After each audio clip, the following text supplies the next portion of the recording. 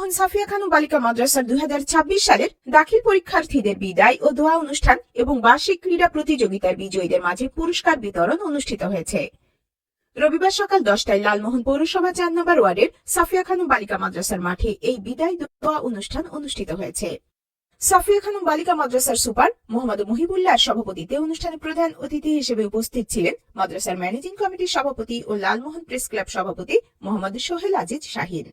বিশেষ অতিথি হিসেবে উপস্থিত ছিলেন দাতা ও শিক্ষানুরাগের সদস্য বাহারুল ইসলাম শাকিল, ডাক্তার আজাহারউদ্দিন ডিগ্রি কলেজের সহকারী অধ্যাপক মুসলেউদ্দিন পাটোয়ারি। অনুষ্ঠান শেষে শিক্ষা সপ্তাহ 2026 সালে বিভিন্ন ডিসপ্লেতে বিজয়ী এবং বিদায় শিক্ষার্থীদের মাঝে পুরস্কার বিতরণ করেন। এ সময় বিদায় শিক্ষার্থীদের জন্য দোয়া চেয়ে মুনাজাতের মাধ্যমে অনুষ্ঠানের সমাপ্তি ঘোষণা করা হয়।